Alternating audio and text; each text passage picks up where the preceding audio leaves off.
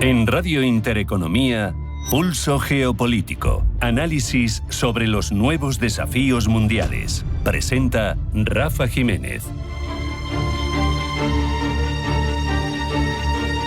Bienvenidos al Pulso Geopolítico de Intereconomía, en el que vemos cómo la Unión Europea está viviendo un momento crítico marcado por la creciente divergencia entre sus miembros en un asunto fundamental, de vital importancia, y es la respuesta a la guerra de Ucrania y la relación con Rusia.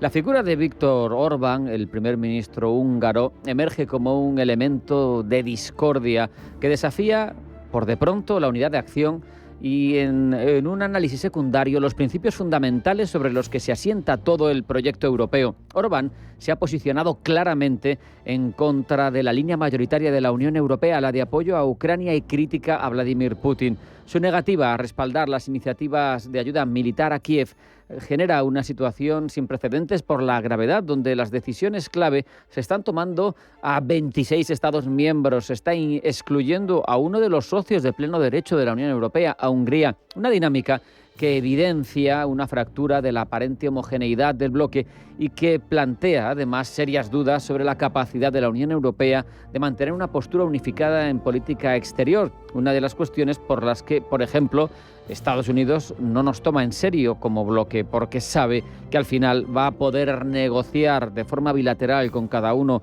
de los socios y así será más fácil que no le hagan fuerza en los argumentos negociadores, que un socio de la Unión Europea se posicione, además, a favor de la Rusia de Putin, considerada como por la mayoría como agresora y una amenaza para la seguridad europea, tiene importantes implicaciones. Hay quien señala que esta actitud de Orbán es constitutiva de una suerte de quinta columnismo dentro de la Unión Europea, que vendría a ser un agente interno que trabaja a favor de los intereses de un enemigo externo, en este caso la Rusia de Putin, que esto es una interpretación, es obvio, pero que sus acciones minan la credibilidad de la Unión Europea y su capacidad de actuar como bloque es un hecho, no es subjetivo. Por otro lado, la falta de consenso en un tema tan trascendental para la Unión Europea como es la guerra en Ucrania evidencia una fractura que va más allá de esta cuestión concreta. Plantea interrogantes sobre la cohesión interna de la Unión Europea, sobre la solidez de los valores fundacionales que deberían ser transversales y sobre la viabilidad de un proyecto de integración a futuro. La divergencia planteada por Orbán, desde luego, debilita la posición de la Unión en el contexto global, reduce su capacidad de influir como actor de primer orden y su credibilidad en el contexto internacional, especialmente, además, en un momento en el que se necesitaría una respuesta firme frente a la agresión rusa. No obstante, también es cierto que la Unión Europea se enfrenta a una difícil tarea, la de equilibrar esa necesidad de unidad de acción con la obligatoriedad de respeto a la diversidad de opiniones. Si no, acabaríamos entrando en un sistema autoritario como el que se vive, por ejemplo, en Rusia. Es respetar la diversidad sin admitir que esto se puede convertir en un obstáculo para la acción. La fractura que representa la postura de Orbán, sin embargo, no es un incidente aislado, es un síntoma de tensiones más profundas que amenazan con reconfigurar el panorama europeo.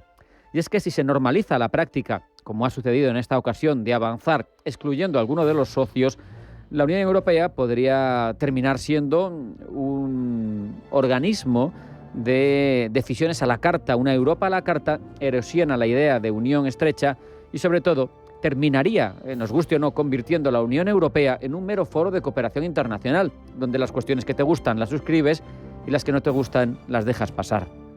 Esa incapacidad de la Unión para resolver eficazmente las divisiones internas, además, puede tener consecuencias graves precisamente en la base de todo el proyecto europeo, en los ciudadanos, esos más de 400 millones de europeos que podrían ver cómo se alimenta un sentimiento de euroescepticismo o de desafección si finalmente no hay una unidad de acción, no hay una voz propia, no hay una consideración de Europa como un todo político que tenga capacidad de influencia y de acción en el ámbito global, y cada uno va por libre, esto lo apoyo, esto no lo apoyo, y eso que genera a su vez pues la proliferación de movimientos populistas y excesivamente nacionalistas, como está sucediendo en algunas naciones de Europa. Por otro lado, es importante reconocer que la postura de Orbán no es un fenómeno aislado. Refleja, en parte, ciertas sensibilidades que no podemos dejar de lado en el conjunto de la Unión Europea. No se ven igual las cosas en la fachada atlántica de Europa, en Portugal o en España.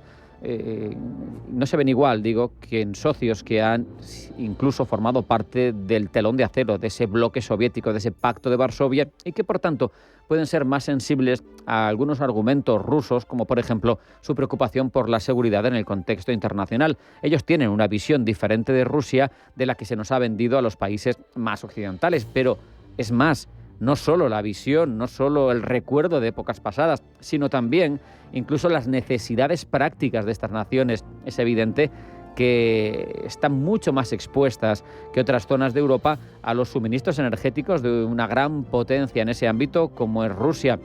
En cualquier caso, la situación actual contrasta de forma fortísima con el espíritu que animó la creación de la Comunidad Económica Europea, de la Comunidad del Carbón y del Acero, allá por los años 50 del siglo XX. Y es que surgía tras la devastación de la Segunda Guerra Mundial y los padres fundadores tenían muy claro que había que construir un futuro de paz, de prosperidad y de cooperación entre las naciones europeas. Existía, además, un consenso básico sobre valores, sobre principios de integración. Hablábamos de democracia, de Estado de Derecho como eje rector, de derechos humanos y de solidaridad, factores todos ellos que en algunas naciones no son vistas con la misma fundamentación a la hora de hablar de políticas nacionales. Pero es que además, entonces habría que hablar de liderazgos fuertes. Jean Monnet, Robert Schuman, Konrad Adenauer eran capaces de inspirar, de movilizar a las masas, a las sociedades europeas en su proyecto de integración. Y ahora esos perfiles brillan por su ausencia. Orbán no es más que un recordatorio de que la unidad europea no es algo dado, es un objetivo que tiene que construirse, que lucharse. Y para eso hace falta un liderazgo fuerte, visionario, un compromiso renovado con los valores de la Unión y una capacidad suficiente para resolver las divisiones internas. Y lo que tenemos claro ahora mismo es que ese liderazgo europeo brilla por su ausencia. Vamos a reflexionar sobre ello, veremos cómo evolucionamos. Ahora nos vamos a hacer una parada, un alto en el camino, a la vuelta a titulares de actualidad internacional que elabora Blanca El Tronco. No se vayan, sigue Pulso Geopolítico en Intereconomía.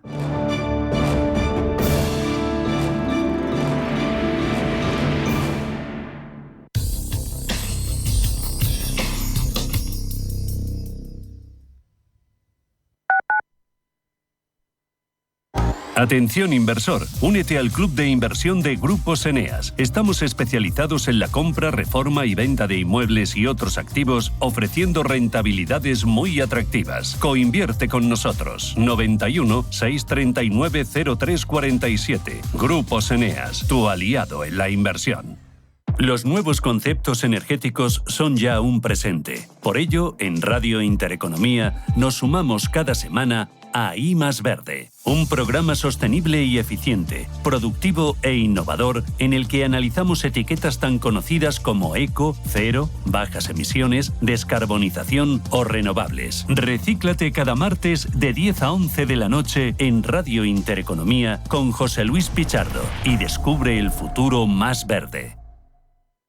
Si una persona sale de un punto A por un camino difícil y otra sale de un punto B por un camino más cómodo, ¿se encontrarán? Acompañamos a personas en situación vulnerable desde la infancia hasta el final de su vida. Porque nosotros no creemos en las coincidencias, creemos en las oportunidades. Fundación La Caixa. Solo es progreso si progresamos todos. Viajes, destinos, cultura, gastronomía hacen diferente a cada viajero. Recorre el mundo cada semana con nuestro programa de viajes Clase Business. Descubre los mejores destinos de lujo y experiencias exclusivas de una manera diferente. Cada sábado de 12 a 1 del mediodía, escucha Clase Business con Elena Fraile en Radio Intereconomía. El 15 de junio Las Ventas vivirá una de las grandes citas de la temporada. Corrida de toros in memoriam de Victorino Martín, con los toros de esta ganadería legendaria para Paco Ureña, Emilio de Justo y Borja Jiménez. Compra ya tus entradas en las-ventas.com. Radio Intereconomía, la radio de las empresas.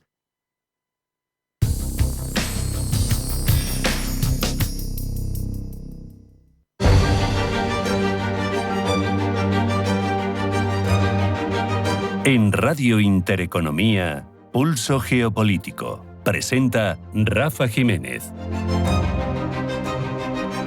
Vamos ya con las informaciones más relevantes de esta jornada. Primero en forma de titulares que elabora Blanca del Tronco. Blanca, bienvenida, buenas tardes. Buenas tardes. Zelensky le pide a los líderes de la Unión Europea 5.000 millones de euros para munición de artillería. Y les pide que sea lo antes posible. El presidente ucraniano ha pedido además que se mantenga la presión sobre Moscú para seguir impulsando a Rusia, dicho, hacia la paz. En declaraciones de Zelensky tras el Consejo Europeo, donde los 27 han reafirmado su compromiso con Ucrania. Sobre el terreno, Kiev ha continuado esta noche con sus ataques sobre territorio ruso, la mayoría sobre la sureña región de Volgogrado. Rusia, por su parte, ha ordenado la detención del jefe de la inteligencia militar ucraniana, Kirilo Budanov, y otros militares ucranianos a los que acusa de esos ataques. Cambiamos de conflicto. Israel intensifica su campaña en Gaza. El ministro de Defensa israelí, Israel Katz, ha ordenado al ejército apoderarse de más territorio en Gaza sin especificar qué territorio, y amenaza jamás con su anexión a Israel si el grupo islamista no libera a los rehenes. Cuanto más mantenga jamás su rechazo, dice el ministro de Defensa israelí, más territorio perderá y será anexionado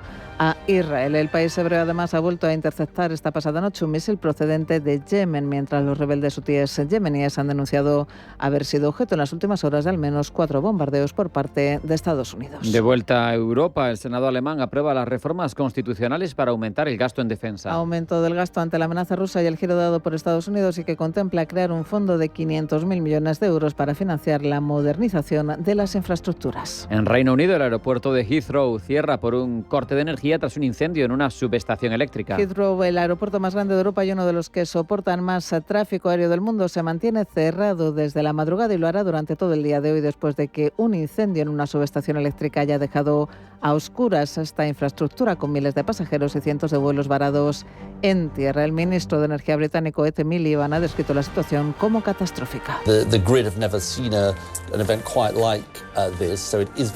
Nunca se había visto un evento como este, por lo que no hay precedentes. Obviamente se trata de una perturbación masiva para la gente. Tenemos que aprender de episodios como este. La prioridad en estos momentos es apagar el incendio y restaurar la energía, y después trabajar con el aeropuerto para aliviar la terrible perturbación que está causando a muchísimos pasajeros.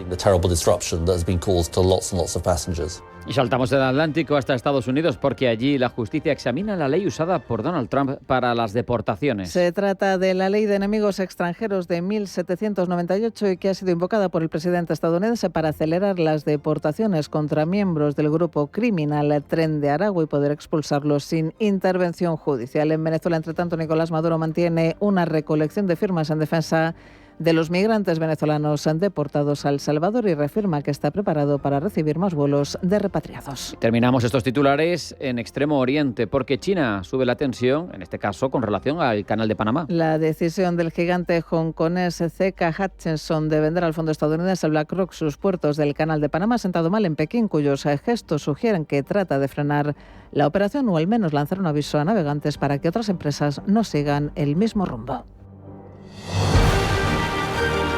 En Radio Intereconomía, Pulso Geopolítico.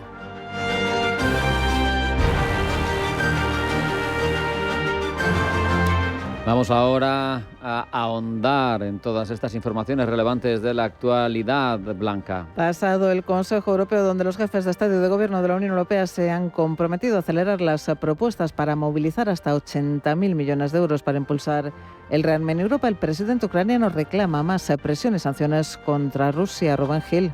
Presión conjunta, sanciones más duras contra Rusia y más ayuda militar para frenar los ataques rusos y conducir a Moscú a un proceso de negociación para terminar la guerra. Es la petición que ha hecho el presidente ucraniano Volodymyr Zelensky, quien en un mensaje en la red social X ha reclamado presión real por parte de Estados Unidos, Europa y los demás socios de Kiev para que funcione la diplomacia. Zelensky ha hecho además un recuento de los ataques de Rusia durante esta pasada noche, asegurando que han sido más de 200 los drones lanzados por Moscú, así como bombas aéreas guiadas que han caído sobre Odessa, Zaporilla, Sumy y Kiev, entre otras localidades. En Odessa, detalla Zelensky, ha habido un incendio en un centro comercial, en tiendas y en un edificio residencial con 3 niños heridos. En Zaporilla, entre tanto, 6 personas han resultado heridas, entre ellas, dice el presidente ucraniano, un niño de 4 años. Desde Rusia, mientras tanto, el gobierno asegura que sigue en vigor la orden del presidente Vladimir Putin de no atacar las infraestructuras energéticas ucranianas y denuncia que Kiev no tiene intención de respetar esa tregua, como demuestra, dice Dmitry Peskov, el ataque a la estación de medición de gas de Suzka, del que ambos países se acusan mutuamente. El Kremlin asegura, aunque no hay constancia, de que Putin tomó la decisión de no atacar objetivos energéticos ucranianos tras la conversación telefónica que mantuvo el miércoles con Donald Trump. El presidente estadounidense proponía una tregua de 30 días en todos los ataques aéreos y marítimos, mientras que Ucrania reclamaba una tregua total. El presidente ruso solo se comprometió a no atacar temporalmente las instalaciones energéticas. Aquí en nuestro país el gasto en defensa sigue dividiendo a los socios del gobierno de coalición. Desde el PSOE quitan importancia al hecho de que Sumar no apoye el aumento del gasto militar porque, dice Patxi López, estas diferencias son históricas. Podemos tener diferentes sensibilidades unos y otros, pero la realidad solo es una. Y es que cuando Putin amenaza lo que significa Europa, amenaza la democracia, los derechos, las libertades, y por otro lado tenemos a un Trump que amenaza con guerras arancelarias, que amenaza también con querer anexionarse territorios como Groenlandia, que son de países de la Unión Europea, pues es evidente que los europeos tenemos que optar por más Europa, por una Europa más unida, más fuerte, que garantice su propia seguridad. En este punto, López, que asegura que el gobierno cumplirá su compromiso en defensa, mira al Partido Popular, al que reclama que sea un partido de Estado.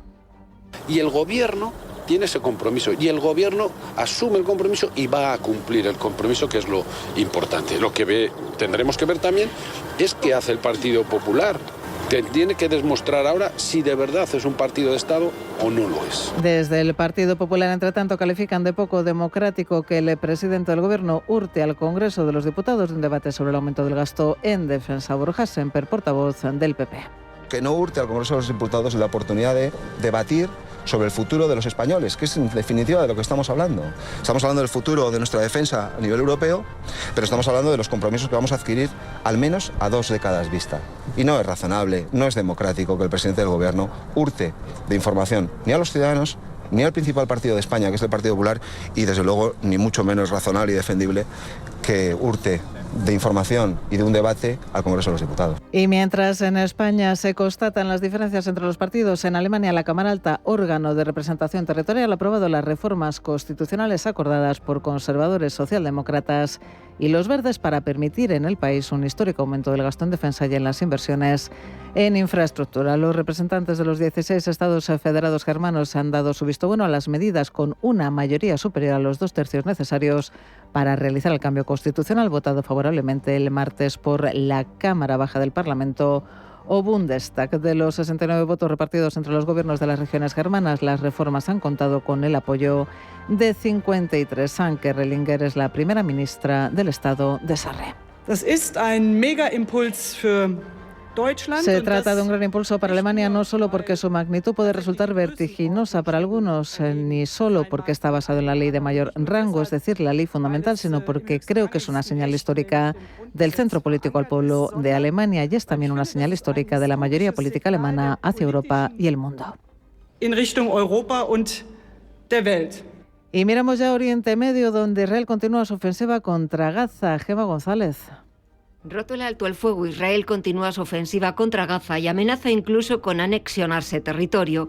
El ministro de Defensa israelí, Israel Katz, ha ordenado al ejército expandir las zonas de seguridad en la franja, incluido el redespliegue de tropas en nuevos puntos del enclave, que serían anexionados hasta que Hamás libere a los secuestrados en los ataques del 7 de octubre de 2023, que siguen retenidos en el territorio. Cuanto más se niegue Hamás a liberar a los secuestrados, perderá más territorio que será anexionado Israel, ha advertido Katz, antes de hacer hincapié en que Israel continuará la operación Fuerza y Espada lanzada el martes y que incluye bombardeos y operaciones terrestres en el enclave, con creciente intensidad hasta que los secuestrados sean liberados por Hamás. El ministro de Defensa israelí ha hecho referencia además a la evacuación de la población gazatí hacia el sur y la aplicación del plan del presidente estadounidense Trump de la transferencia voluntaria de residentes gazatíes. Desde la ruptura de alto el fuego y según la Agencia de Defensa Civil de la Franja de Gaza, gobernada por Hamás, al menos 504 personas, entre ellas 190 menores, han muerto en Gaza. Y el Tribunal Supremo de Israel ha dictado una medida cautelar que paraliza la destitución del jefe del Shin Bet, el Servicio Interior de Inteligencia israelí Roner Bar, aprobada por el Gobierno hasta que evalúe las apelaciones presentadas por distintos organismos contra ella. Netanyahu reveló la pasada semana que iba a separar a Barr debido a una falta de confianza. Barr fue designado en octubre de 2021 por un periodo de 5 años bajo el gobierno anterior en Israel, que estuvo en el poder brevemente entre junio de 2021 y diciembre de 2022. Y en China, la prensa local lleva días criticando la transacción de 2 activos portuarios panameños de la firma hongkonesa CK Hutchison a la estadounidense BlackRock. Hoy, uno de los medios del país asiático, Akun Pao, ha ido un paso más allá y ha pedido explícitamente a la multinacional que cancele la venta de los puertos. Pablo Llanoné.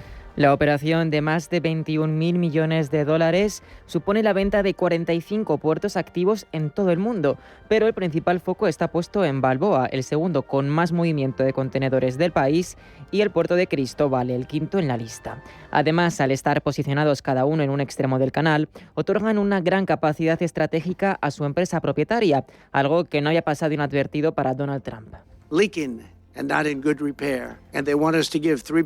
Interesado en invadir este poderoso flujo marítimo y arrebatárselo a China, ya había incidido en esos 2 puertos posicionados en ambos extremos del canal. Un aspecto que el medio hongkonés menciona en su artículo al decir que entre los objetivos de Estados Unidos para frenar el desarrollo pacífico de China se encuentra el control de infraestructura crítica global, y explica además que la toma de estos 2 enclaves perjudicará los intereses de seguridad nacional y desarrollo de China. Con todo esto en mente, el diario insta a Hong Kong a prohibir la operación por razones de soberanía y seguridad nacional. La multinacional todavía no ha respondido a esta exigencia, pero ya ha defendido que se trata de un negocio, un argumento que solo ha valido para que la prensa local lo acuse de traidor a la patria. Por lo pronto, además, el negocio no se ha dejado ver, ya que la empresa lleva días de pérdidas en la bolsa hongkonesa, disparadas aún más por la exigencia emitida por el diario pro-Pekín. Actualmente se encuentra a la mitad de sus valoraciones del martes, momento previo a anunciar la operación, y de momento con pocas expectativas de cancelarla, sobre todo teniendo en cuenta que ha buscado la manera de acelerar la transacción lo máximo posible, con vistas a llevarla a cabo oficialmente a principios de abril.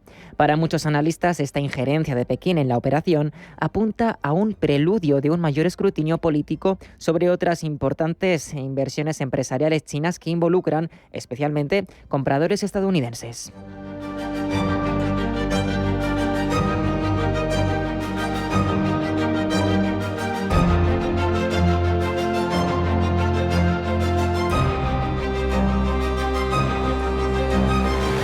En Radio Intereconomía, Pulso Geopolítico.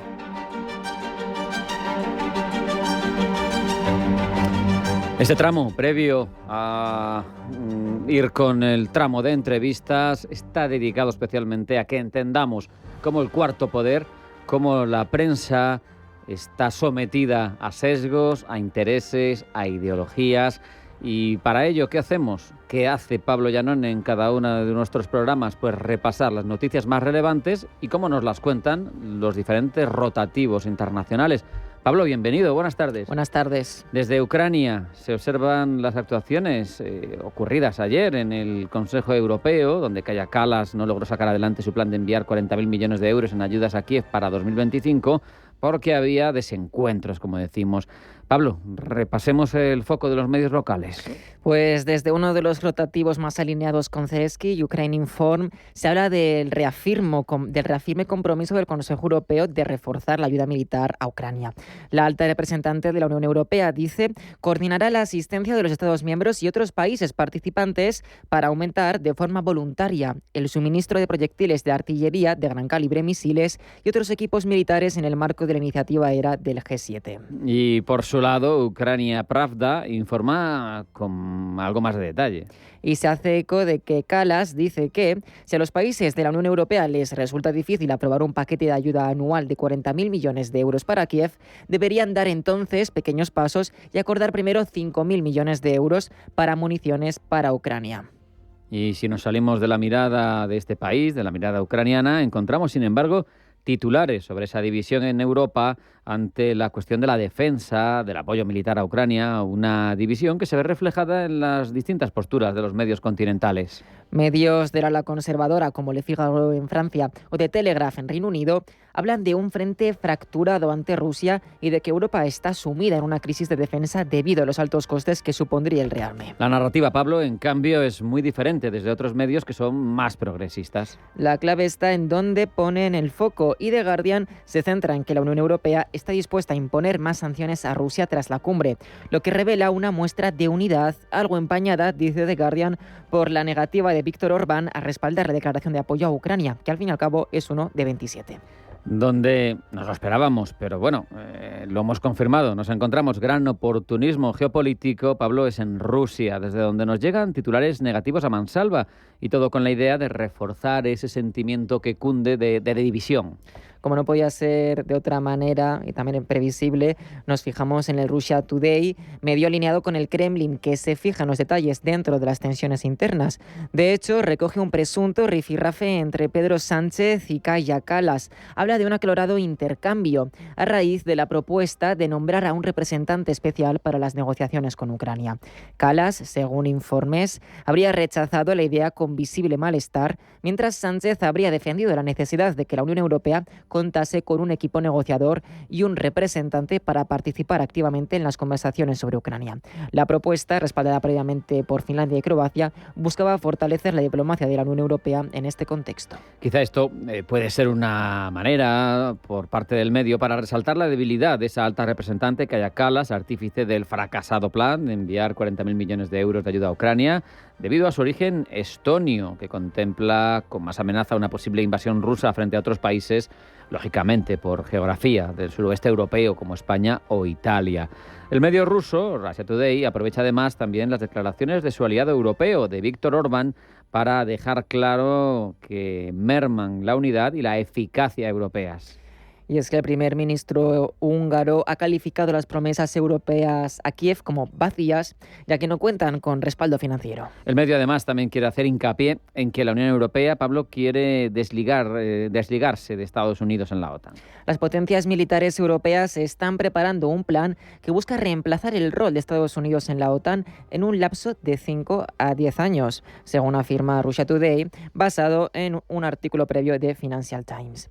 La intención responde a la preocupación de los miembros de la organización tras la llegada al poder del presidente estadounidense Donald Trump, quien se ha quejado en reiteradas ocasiones, como ya saben, sobre la magnitud del aporte de su país en comparación con el de los demás miembros, y ha amenazado ya en varias ocasiones con retirarse del bloque militar. Entre las naciones que estarían participando en estas conversaciones informales se encuentran el Reino Unido, Francia, Alemania y los países nórdicos.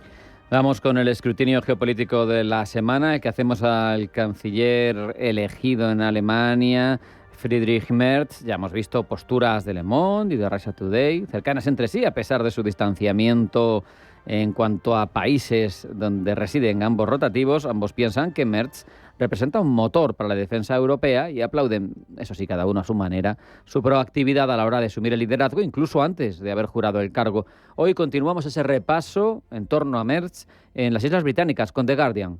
Medio británico progresista que dice que la política está dando un giro radical con Friedrich Merz al frente. Un hombre que para muchos es un anatema, es decir, una figura rechazada o inaceptable dentro de ciertos sectores políticos, pero que a pesar de esto está reconfigurando el rumbo del país. Esta semana el Bundestag ha aprobado una reforma constitucional que permite un histórico aumento en inversión pública en defensa, infraestructura y transición climática. Este cambio implica el fin del freno de la deuda, un símbolo que, según The Guardian, proviene del conservadurismo fiscal alemán, ahora desmontado sin contemplaciones. Esto marca para The Guardian un cambio en la línea seguida por Merz hasta ahora, como exbanquero, como liberal económico.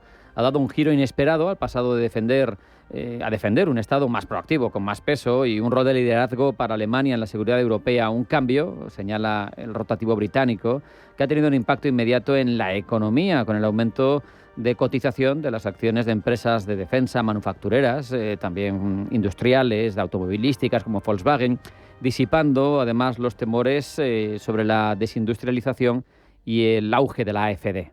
Para la CDU y los socialdemócratas, esta reorientación representa un salto audaz hacia lo desconocido. En los últimos años, la rigidez fiscal alemana alimentó el populismo de derecha en Europa, debilitó la política de centro y desdibujó la identidad del SPD. Ahora, con esta gran coalición, dice The Guardian, Alemania podría estar liderando una nueva era. El mensaje es claro para el rotativo británico. En un mundo donde las democracias liberales enfrentan desafíos existenciales, los políticos tradicionales hablan de la necesidad de un centro radical, y Merz podría ser la prueba de que ese concepto puede ser más que un eslogan vacío. Por tanto, el medio se pregunta, ¿estamos ante el nacimiento de un nuevo paradigma político en Europa?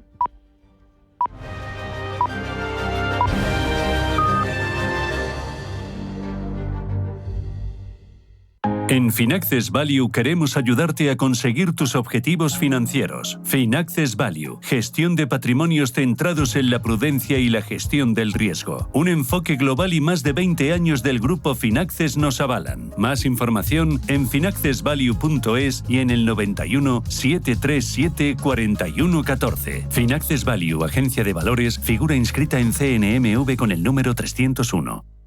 Dicen que en esta vida hay que vivirlo todo.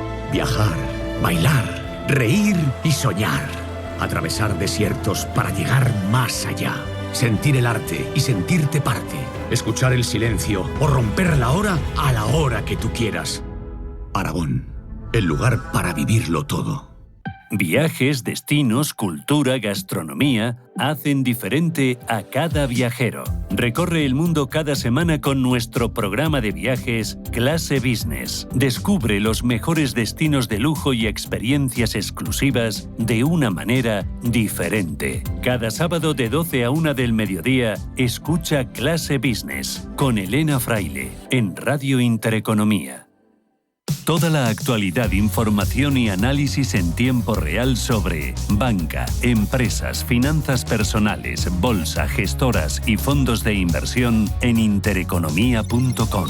Con la opinión de los mejores expertos del mundo económico, empresarial y bursátil. Toda la programación en directo y con la posibilidad de escuchar en cualquier instante los mejores momentos de la emisora española líder en información económica. Sigue bien informado en intereconomía.com.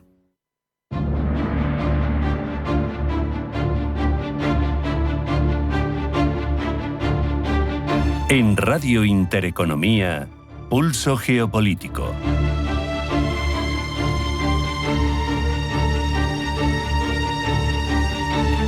La OTAN, sabemos, exige a sus miembros, incluida España, obviamente, que destinen al menos un 2% del PIB a defensa. Y en el caso de España estamos en el 1,28% apenas. Muy lejos de lo pactado, pero todavía mucho más lejos de lo que se empieza a atisbar como obligatorio a futuro. Se ha llegado a hablar del 5%, está sobre la mesa el 3%. En cualquier caso, todo esto supone un gran reto a resolver, no solo para España. No hay más que ver cómo está la Unión Europea recabando millones, miles de millones para intentar ponerse al día con la inversión en defensa. Hay que saber cómo pagarlo, hay que evitar también los efectos perniciosos en los tejidos social y económico de cada uno de estos países, y de todo ello hablamos ya con Eric Gonzalo Palomares, que es profesor de la Universidad Pontificia de Comillas y CADE. Eric, bienvenido, buenas tardes. ¿Qué tal? Muy buenas tardes, ¿cómo están?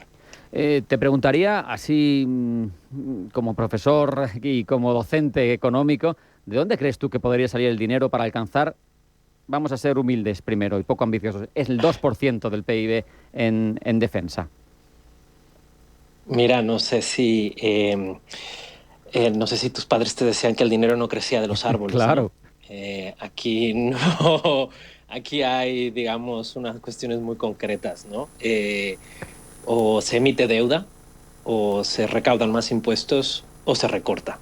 Digamos, son tres caminos fundamentales, esenciales, y más allá de ello, bueno, podemos buscar alternativas, pero esas son las grandes alternativas, y además son las propias alternativas que ha puesto sobre la mesa la Unión Europea, ¿vale? Uh-huh. Estábamos todos muy entusiasmados y al mismo tiempo, digamos, con cierta expectación por este anuncio que acaba de dar, ¿no?, del libro blanco, a ver cómo era que se iba a pagar, y sigue siendo lo mismo, ¿no? Digamos, por un lado, la cuestión de la deuda, emitir deuda, que eso, como bien saben, tú y tu auditorio, uno que cuando se endeuda el dinero llega, pero luego hay que pagarlo. Claro. Y para poder pagarlo después, tenemos los otros dos caminos que ya comentábamos, ¿no? O subimos los impuestos o hacemos recortes. Lo que es, digamos, preocupante en términos, digamos, de política económica y que es, digamos, la parte más desconcertante de la época que estamos viviendo, es que, por un lado, se propone ir, digamos, a contracorriente de lo que se había establecido como un consenso en Europa, el Pacto de Estabilidad y Crecimiento, tratar de reducir los costos de gastos públicos. Se introduce una cláusula, es decir, se permite que los países sí que puedan gastar en ello, con lo cual obviamente se pregunta a la gente por qué en eso sí y en otras cosas no. Y por otro lado, también queda abierta la pregunta sobre la deuda.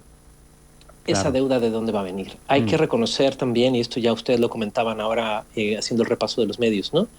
Los fondos de inversión, la gente que quiere poner su dinero, está viendo dónde ponerlo, sobre todo con esta incertidumbre comercial. Y es verdad que llama la atención, es muy atractivo la deuda pública, ¿no? Digamos, ¿quién mejor, no? ¿A quién mejor que prestarle dinero que al Estado? Y además, ¿a quién mejor que un Estado que es la Unión Europea y además respaldado por Alemania, ¿no? Que es como el garante del préstamo? Así que la idea va por ahí, ¿no? Eso es lo que más o menos se nos establece. Va a haber deuda, esa deuda luego se pagará y tendrá que ser con impuestos a austeridad. Claro. Eric, no sé si te llamó la atención, a mí me llamó mucho la atención, entre las palabras de ayer de Ursula von der Leyen, que hablaba y que nos ponía el cauce, nos enfocaba la mirada, porque decía, en Estados Unidos se ahorra cada año por parte de los particulares 800.000 millones. En la Unión Europea se ahorra más. No sé si hablaba de 1.400.000.000, hablo de memoria, ¿eh?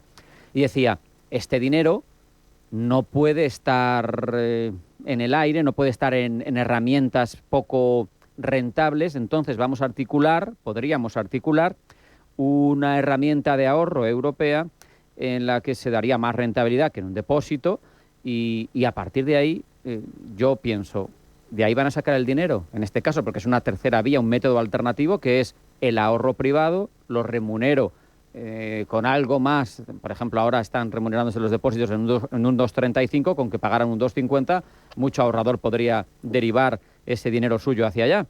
Pero claro, como concepto dices, no solo voy a pagar las inversiones de los estados con mis impuestos, sino que ahora quieren que las financie también con mis ahorros. Exactamente. Y yo creo que hay que estar muy atentos siempre que hay una comparación entre la economía estatal y la economía familiar, ¿no? Ojalá yo tuviera mi propio banco central aquí en mi casa, ojalá yo también pudiera emitir moneda y ojalá yo pudiera también emitir deuda si yo quisiera y que me la comprara un fondo de inversión, ¿no? Hay que tener cuidado siempre que se utilizan estas metáforas, ¿no? Estas especies de comparaciones, porque hay mucho de retórica. Esto ustedes hace poquito también lo comentaban, ¿no? El desplazamiento que incluso lo discutían, se discutía ayer, ¿no? Con Pedro Sánchez muy asustado porque quiere mover el marco de defensa a seguridad, ¿no? Que también lo decía Meloni, ¿no? Sí. Ese marco para hablar de seguridad y no de defensa. Entonces hay que tener cuidado también con mucha de la retórica que hay ahora. Porque debajo de la retórica hay economía, y eso es lo que hay que pensar y sobre todo resaltar, ¿no? Lo que se intenta hacer, y esto es, digamos, lo más desconcertante, es un giro en la economía política de la Unión Europea, que intenta hacer una especie de keynesianismo militar, apostando por una gran inversión estatal a la industria de armamento. Esto también hay que decirlo, y si me lo permites, así como con un gran paréntesis. Recordemos que Ursula von der Leyen no es economista, fue ministra de Defensa, o sea, sabe de la industria de la defensa alemana, sabe de lo que significa invertir, el efecto multiplicador que ello conlleva, ¿no? En términos no solamente del aumento en el consumo, de lo que llamamos en economía los spillovers o las externalidades, que no es otra cosa para auditorio, sino que es todo aquello que termina, digamos, convirtiéndose en un beneficio más allá de la inversión a las empresas. Lo que creo que está intentando hacer la Unión Europea es convencernos de forma discursiva en este giro de la economía política, insisto, se está alejando de principios de libre mercado, que eso es, digamos, lo más llamativo. Recordemos que el liberalismo no solamente es una alternativa económica, es también una promesa de paz.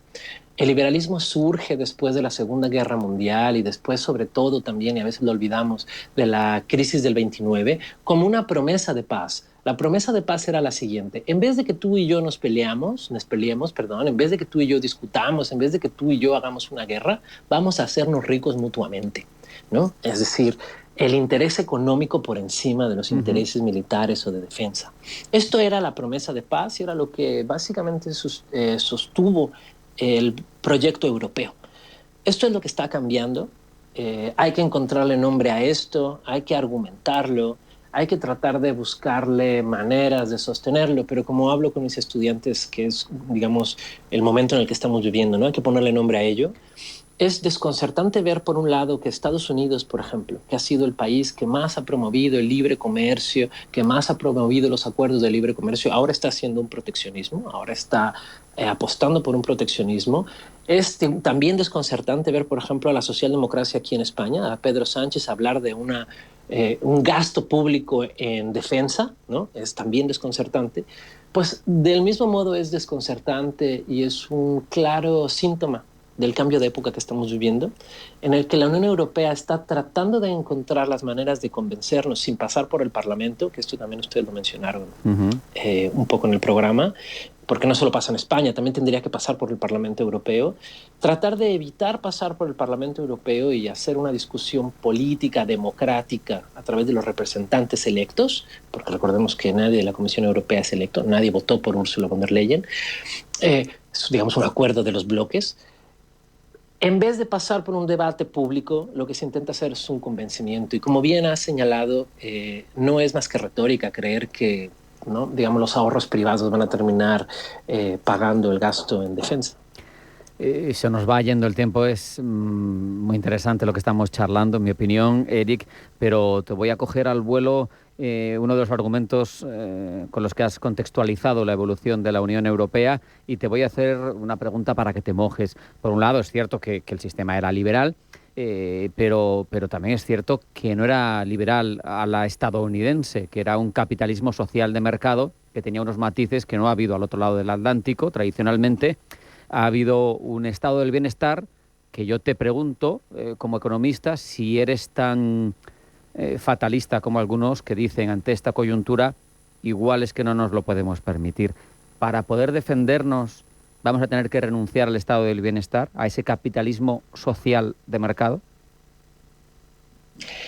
Pues esto es precisamente lo llamativo de lo que estamos viendo, ¿no? Digamos, permíteme solamente hacer un pequeño matiz. Estados Unidos nunca ha tenido un libre mercado, ¿eh? Hay una profesora de Harvard que le llama capitalismo de compadres. Hay una gran intervención del Estado en Estados Unidos, es decir, no ha habido tampoco un libre mercado, digamos, incluso dirían los verdaderos neoliberales, enséñame un lugar donde haya habido de verdad neoliberalismo, ¿no? Libre mercado, no lo ha habido, lo que ha habido siempre es una intervención estatal. Y precisamente esto es lo que más está en riesgo ahora en la Unión Europea, y esto es precisamente lo que está dando municiones retóricas a aquellos partidos que llamamos eurófobos o populistas, porque se preguntan con justa razón, ¿por qué de repente no había presupuesto? ¿Por qué no había dinero para hospitales, para escuelas, para pensiones? Pero ahora sí que lo hay para esto otro.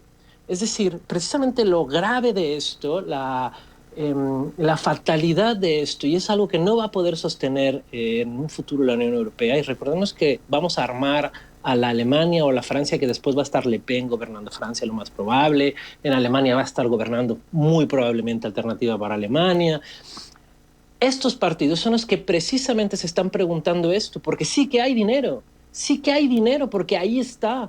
Lo hubo cuando hubo la pandemia, con todas estas cláusulas de excepción, y también lo hay para esto otro. Y además, y esto es lo más, digamos, sorprendente, que tenemos ahora a la Unión Europea, que estaba, como bien dices, ¿no?, defendiendo un discurso neoliberal, ahora hablando de los argumentos que siempre ha sostenido el keynesianismo del estado de bienestar. Fíjate tú los argumentos, están hablando de los beneficios de la economía de escala, del efecto multiplicador de la intervención del Estado, de cómo podemos, digamos, beneficiarnos de hacer compras conjuntas, de Eso, ¿cómo puede evitar la inflación si podemos organizar la demanda? Todos estos argumentos son argumentos del estado del bienestar keynesiano que se están utilizando, y esto es, digamos, pues si tú quieres, la trampa del discurso que estamos escuchando ahora, que están utilizando solo para argumentar en favor de defensa, pero esto no funciona si quisiéramos pensarlo en otras cosas, ¿no? Como en sanidad, en educación, en universidades. No, entonces para eso ya no.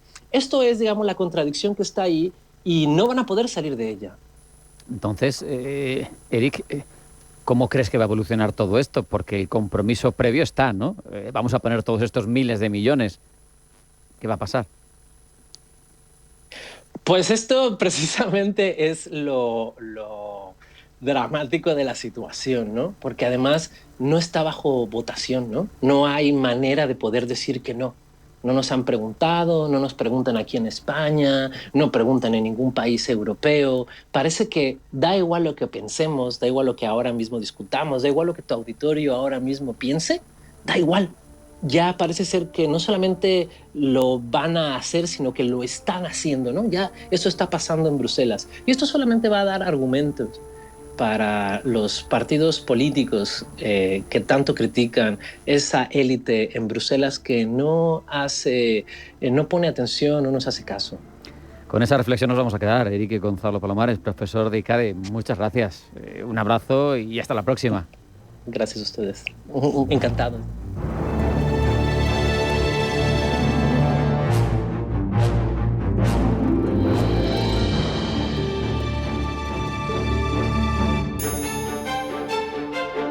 Otro punto de fricción geopolítico es el que surge a través de un actor como es Irán, que ahora mismo lleva un tiempo con un perfil algo más bajo que en los últimos años, que había sido protagonista absoluto de toda la geopolítica regional, pero que cobra actualidad porque ante el miedo de que el programa nuclear de los ayatolás esté progresando, Estados Unidos ha dado un ultimátum a Teherán para retomar las conversaciones nucleares, para lograr un acuerdo en 2 meses.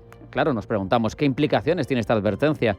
¿Hacia dónde va a ir la relación entre ambos países si Washington no tiene eco en sus peticiones? Pues de todo eso hablamos ya con Amin Lejarza de Bilbao, que es analista internacional. Amin, bienvenido, buenas tardes. Muy buenas tardes. Amin, no sé si estás de acuerdo, pero da la sensación de que el perfil de Irán está siendo bastante bajo en los últimos meses, sobre todo tras la desarticulación de varios de sus proxies en la región. Hemos visto lo que sucedió, lo que está sucediendo con Hamas, lo que sucedió con Hezbollah y lo que ha sucedido también con Bashar al-Assad. ¿Es una estrategia deliberada? ¿Es una pérdida real de influencia? Por dar contexto.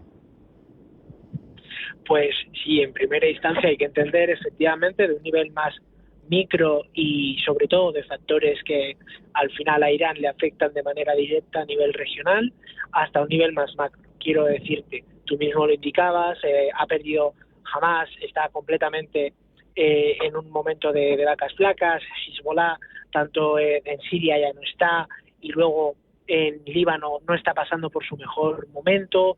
Los hutis parecen ser las únicas fuerzas que les quedan proxies, que algo de presencia tienen y que todavía se articulan medianamente bien.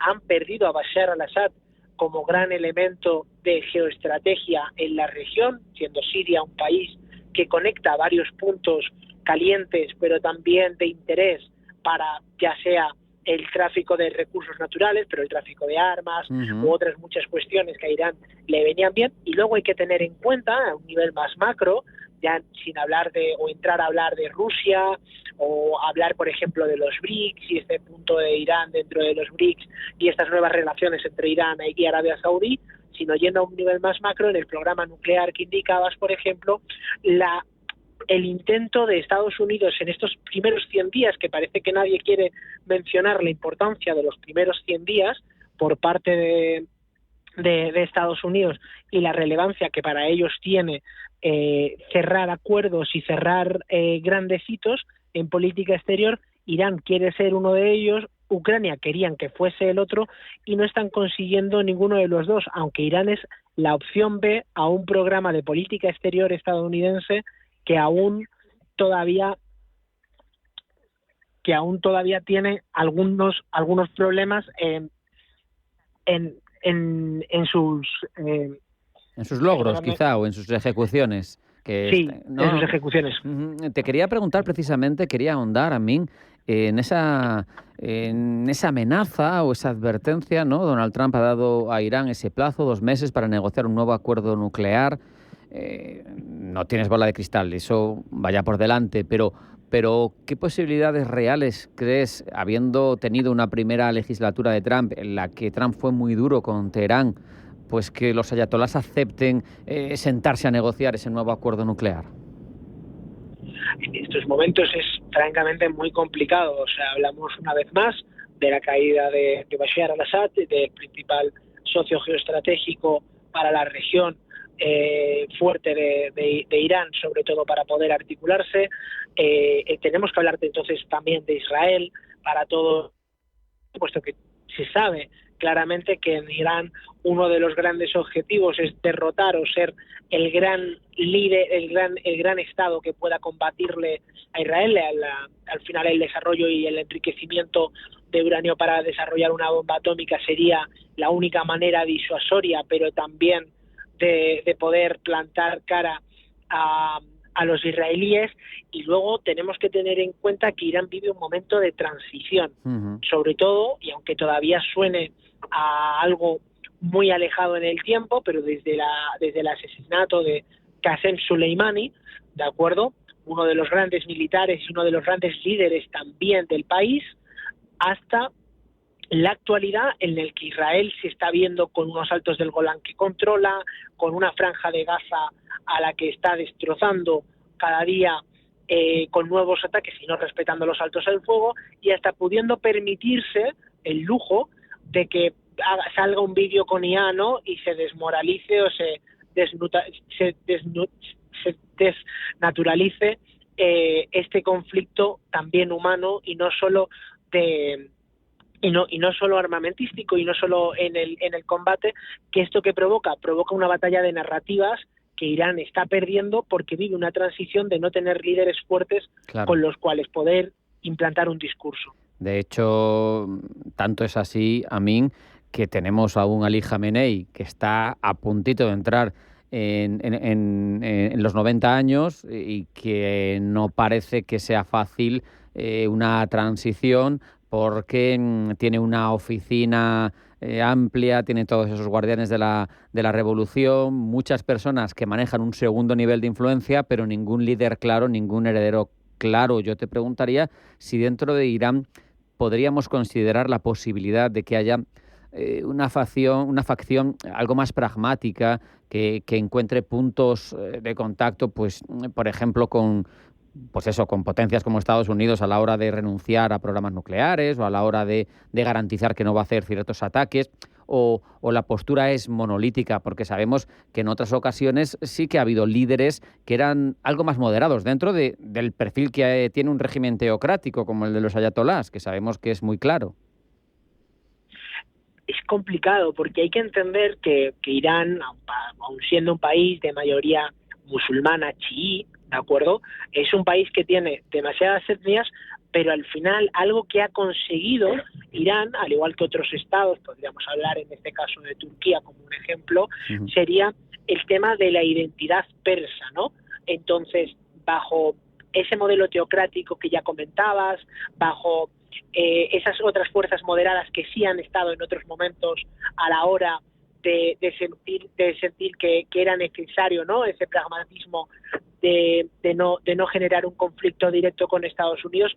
En este momento es complicado porque hay un elemento que ya hemos mencionado, que es la Guardia Revolucionaria iraní, que son los que ahora mismo están dando paso a esa transición. La gente creía que el hijo de Ali Khamenei podía ser un buen sucesor, no está siendo el caso, han salido casos de corrupción, han salido fallos a la hora de su liderazgo como principal asesor de su padre, por tanto no se ve un claro sucesor, y encima la Guardia Revolucionaria iraní son los que ahora mismo están un poco viendo qué le hace falta al país, y realmente el Estado está, podríamos decir, que dirigido no por los ayatolá directamente, sino que realmente por los servicios de inteligencia iraníes.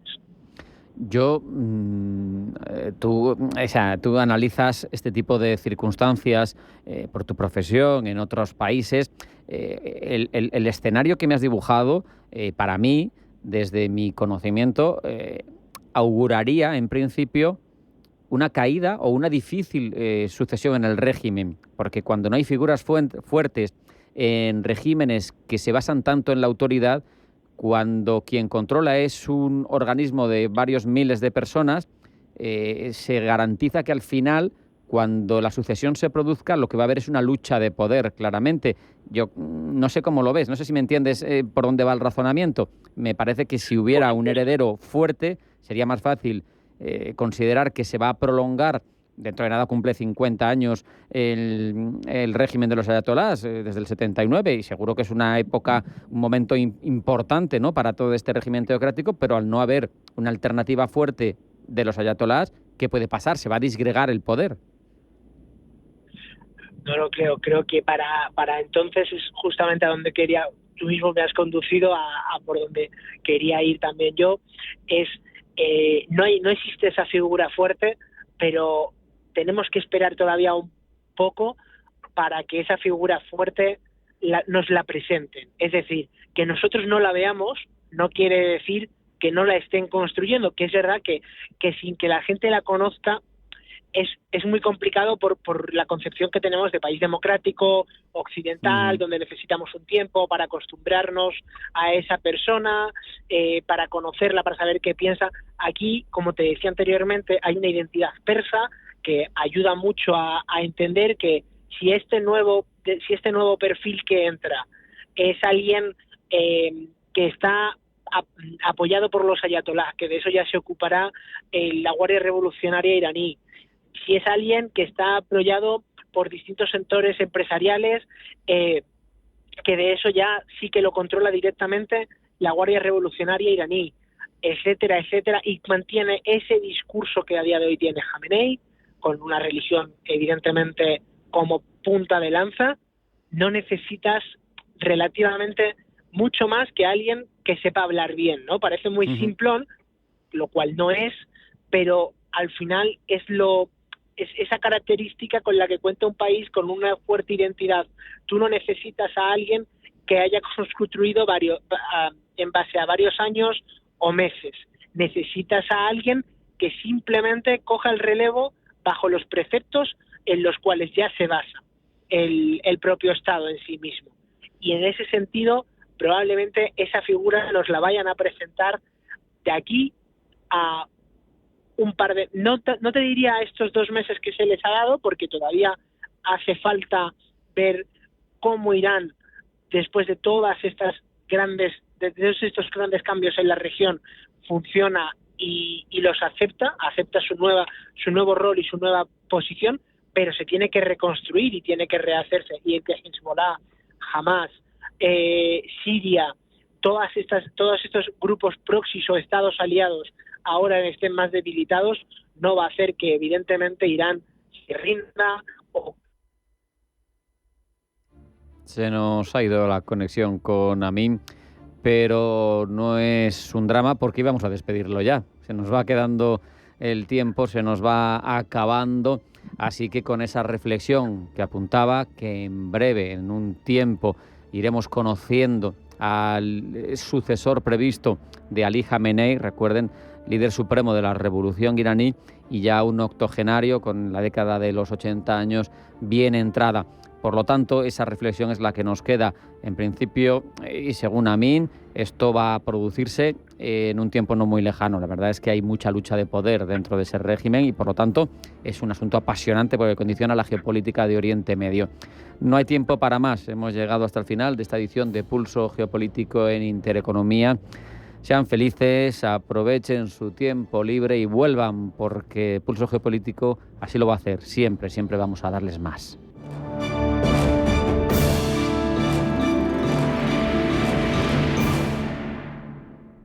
¿Quieres una mixta? Porque quieres una casa. Buscas hipoteca, pides una mixta y tienes una casa. Que nos referimos a la hipoteca mixta de Cajamar. Entra y consulta toda la info en gct.es/pide una mixta. Cajamar, distintos desde siempre. Prepárate para la diversión en la Costa del Sol. Conoce las especies más salvajes de Selvo Aventura en Estepona. Diviértete aprendiendo en el Delfinario de Selvo Marina en Benalmádena. Y viaja por el cielo de la Costa del Sol en el Teleférico Benalmádena. Los viernes a las 10 de la noche tienes una cita con otro gato, el Gato Gourmet. Andrés Sánchez Magro presenta una guía semanal gastronómica, enológica, de restaurantes, literaria, musical, con todos aquellos ingredientes necesarios para cocinar la buena vida. El Gato Gourmet, los viernes a las 10 de la noche aquí, en Radio Intereconomía. ¿Qué le diría Cervantes al presidente del gobierno? ¿O Voltaire a la oposición? Descúbrelo junto a toda la actividad cultural en el Marcapáginas, en Radio Intereconomía. Todos los sábados a la 1 del mediodía, el Marcapáginas, con David Felipe Arranz. Porque la cultura también podría ser divertida.